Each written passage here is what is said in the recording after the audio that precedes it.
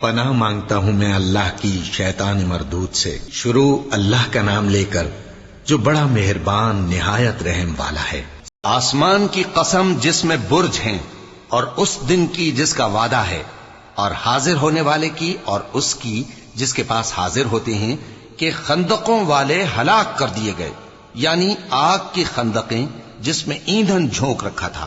جبکہ وہ ان کے کناروں پر بیٹھے ہوئے تھے، اور جو ظلم وہ اہل ایمان پر کر رہے تھے ان کا نظارہ کر رہے تھے، اور ان کو مومنوں کی یہی بات بری لگتی تھی کہ وہ اللہ پر ایمان لائے تھے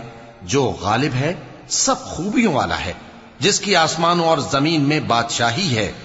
اور اللہ ہر چیز سے واقف ہے۔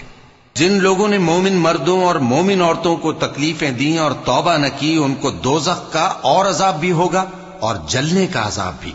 اور جو لوگ ایمان لائے اور نیک کام کرتے رہے ان کے لیے باغات ہیں جن کے نیچے نہریں بہ رہی ہیں، یہی بڑی کامیابی ہے۔ بے شک تمہارے پروردگار کی پکڑ بہت سخت ہے، وہی پہلی دفعہ پیدا کرتا ہے اور وہی دوبارہ زندہ کرے گا، اور وہ بخشنے والا ہے، بہت محبت کرنے والا ہے، عرش کا مالک، بڑی شان والا، جو چاہتا ہے سو کر ڈالتا ہے۔ بھلا تم کو لشکروں کا حال معلوم ہوا ہے، یعنی فرعون اور سمود کا؟